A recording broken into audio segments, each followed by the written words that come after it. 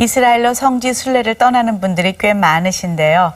국내에도 가볼 만한 기독교 유적지가 많이 분포해 있습니다. 한국 기독교의 발자취를 카메라에 담기 위해서 전국을 누빈 분이 있어서 만나봤는데요. 사진작가 이성필 목사님과 함께 믿음의 여행 떠나보시죠. 품 안에 감추어두었던 태극기를 꺼내들고 조국의 독립을 부르짖다가 꽃다운 어린 나이에 순국한 유관순 열사.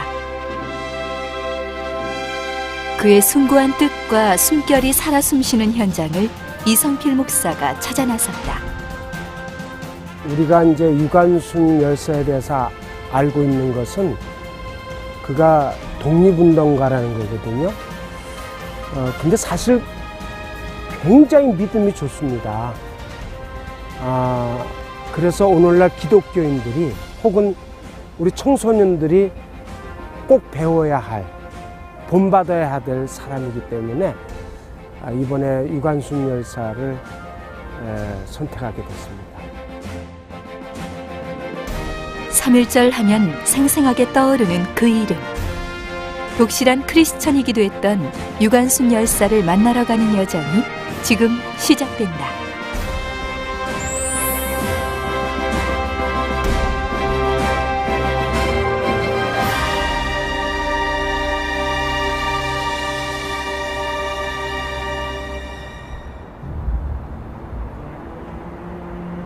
한국 근현대사의 굴곡을 안고 있는 상징적인 장소.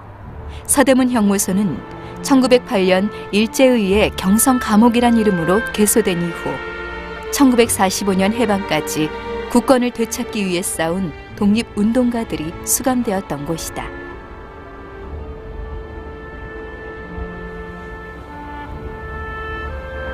갖은 탄압과 고초를 겪으면서도 광복을 쟁취한 선열들처럼 이 땅의 복음화를 위해 피 흘린 순교자들의 발자취, 국내외 기독교 유적지를 이성필 목사는 카메라 렌즈에 담아왔다. 그는 뷰파인더를 통해 아름다운 하나님의 창조 세계를 더욱 깊이 느낄 수 있다고 말한다. 또한 그렇게 만들어진 사진 한 장을 통해 많은 사람들이 하나님을 만나게 되기를 소망하고 있다.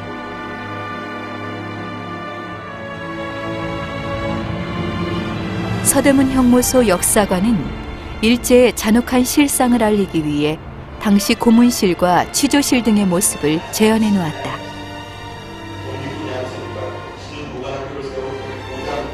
일제가 자행한 비인간적인 고문의 후유증으로 옥중에서 순국하거나 불구가 된 애국지사들도 많았다.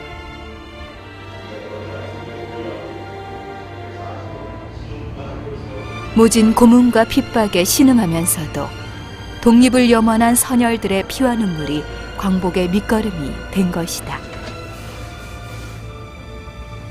여기서 그는 인간의 한계를 넘는 수많은 고문을 당하다가 옥사를 하게 됩니다. 그가 마지막으로 남긴 말은 일본은 반드시 망한다 라는 말을 하고 순국을 했다고 합니다.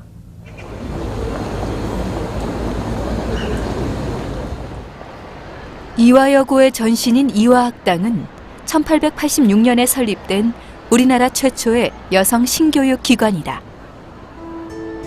1915년 봄, 미국인 선교사인 샤프 여사의 주선으로 유관순 열사는 이화학당을 교비 장학생으로 다니게 된다. 사촌 언니가 먼저 다니고 있던 그곳에서 신학문과 종교적 배움을 얻으며 성장한다.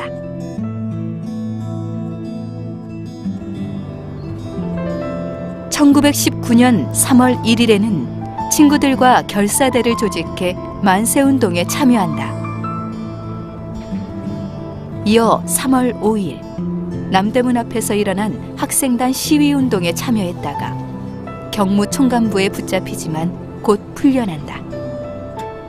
그 당시 그 두 분에게 영향을 받았는데, 한 분은 정동교에 심우하시는 손정도 목사님, 그리고 또 한 분은 직접 그를 가르쳤던 박인덕 선생님의 영향을 받죠. 이 두 분의 영향을 받는 가운데 성경 공부를 하고 또 예배를 착실하게 드리면서 아주 그 신앙이 강하고 담대해졌다고 합니다.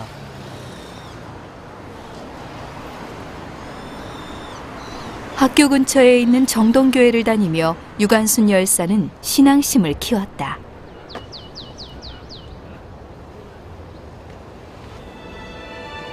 민족혼을 일깨워준 손정도 목사에 이어 3.1운동 당시엔 민족 대표 33인 중 한 명인 이필주 목사가 담임하고 있었다. 유관순 열사의 깊은 신앙심은 훗날 일제의 모진 고문에도 굴하지 않고 조국의 독립을 위해 순국할 수 있었던 밑거름이 되었다.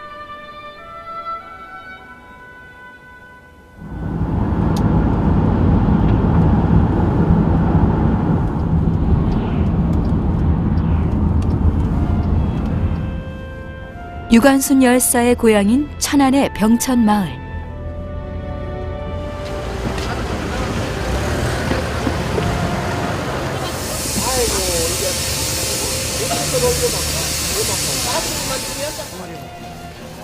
병천의 아운의 장터.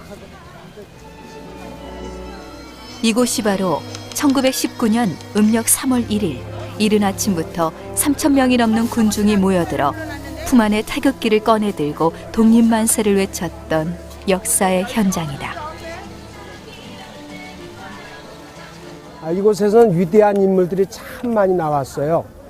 우리가 잘 아는 임시정부 때, 상해 임시정부 때 국무총리였던 이동영 선생님, 광복단을 조직한 유창순 선생님, 또 조병욱 박사님, 그리고 대한민국의 국무총리를 지냈던 이범석 장군님, 그리고 유관순 열사가 바로 이 고장의 출신입니다. 유관순 열사는 주민들에게 직접 만든 태극기를 나눠주며 독립만세 운동을 주도했다. 군중들은 거리를 행진하며 평화로운 시위를 했지만 일본 헌병들은 무자비하게 총을 쏘아댔다. 그때의 부모님도 함께 참석을 하셨는데 그 부모님과 함께 19명이 그 만세운동을 하다가 순국을 하십니다. 그리고 유관순 열사는 부상을 당해갖고 일본 헌병에게 끌려간 곳이 바로 여기입니다. 아운의 장터를 천천히 거닐다 보면 그곳에 도도히 흐르고 있는 유관순 열사의 숭고한 뜻과 정신, 당시의 함성이 오롯이 전해지는 듯하다.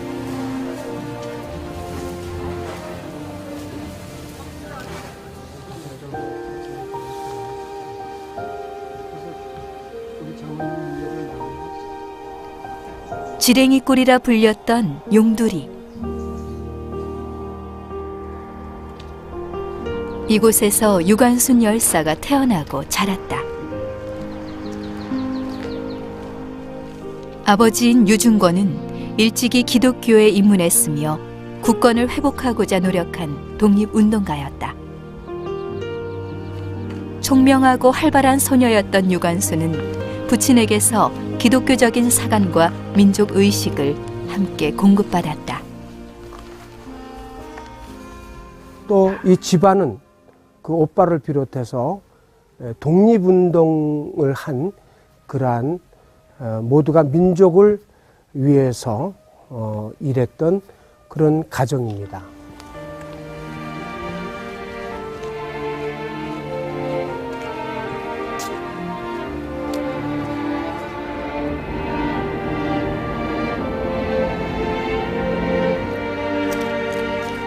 임시 휴교령으로 이화학 땅에서 고향으로 내려온 유관순 열사는 인근 지역의 교회와 유림을 찾아다니며 동지들을 규합했다.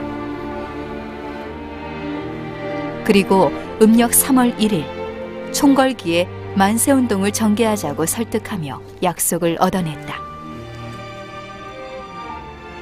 마침내 거사를 하루 앞둔 2월 금음날 저녁, 매봉산에 올라가 봉화를 올린 유관순 열사. 봉화는 거사의 신호이자 밀약된 동지들과의 연락 신호였다. 그리고 매봉산에서 한 가지 더 중요한 시간을 가졌다. 독립만세 운동을 하기 위해서 먼저 기도를 했다고 합니다. 바로 기도한 장소가 바로 이 산입니다. 여기서 3일 동안 철야 기도를 하고 성령 세례를 받았다고 합니다. 그가 내려왔을 때 많은 사람들이 그를 보고 막 광채가 났다고 합니다.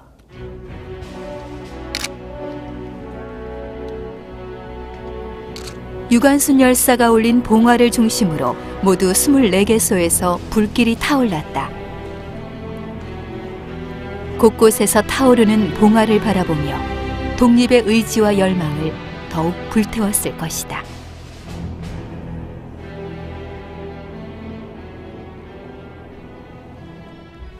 유관순 열사가 고향 마을에서 다니던 매봉교회.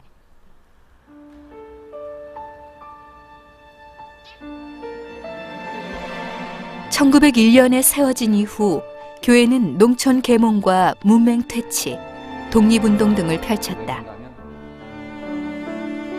1905년 의병을 돕고 1907년 국채보상운동에 적극 참가했다는 이유로 일제의안 화재로 소실되었다. 1919년엔 많은 성도들이 아우네장터에서 열린 만세운동을 주도했다. 그 어려서부터 이 교회를 다녔거든요. 그러니까 어려서부터 신앙생활을 하면서 이제 교회가 불타는 모습, 교인들이 총살당하는 모습, 또 이제 한일합방 됐을 때 또 그 하여튼 여러 가지 그 일본 사람에게 대항하는 모습과 또 우리나라를 찾아야 된다고 하는 그런 독립 정신이 있는 이 교회이기 때문에 그런 정신을 신앙과 함께 마음속에 담고 자라는 것입니다. 가서 여기서 이제 지하 기념관에는 유관순 열사의 사진과 자료들이 전시되어 있다. 독립기념관에서 자료가 없는 거예요. 어린 나이에 순국해 유품은 거의 남아있지 않다. 이제 유학당이 폐교되면서 내려올 때 독립선언서를 갖고 왔더라고요. 네, 가지고 와가지고 그게 아주 언변이 좋았나 봐요. 아, 그럼요. 서울에서 독립만세운동 소식을 안고 내려와 태극기를 직접 만들며 고향의 만세운동을 주도한 유관순 열사. 그는 구국의 소녀, 한국의 잔다르크였다. 이 사진은 그냥 진짜 평범한 사진이 아니고 고문하고 그렇지. 그래서 그래갖고 다 막 전신이 분 상태로 부어가지고. 이 땅이 해방의 기쁨을 누리고 기독교가 부흥할 수 있었던 것은 믿음의 선배들과 교회가 하늘의 미랄이 되어 심어졌기 때문일 것이다. 유관순 열사의 유적지를 우리가 돌았지만 우리 한국 땅에는 한 137군데 제가 돌았는데 유적지가 굉장히 많습니다. 그곳에 가면 보고 듣고 체험하고 모두가 큰 은혜 받을 수 있습니다. 어린 나이임에도 불구하고 신앙의 힘으로 민족의 독립을 외친 유관순. 그녀의 생애를 되짚어보며 진정한 강인함과 용기에 대한 새로운 통찰력을 키워보면 어떨까?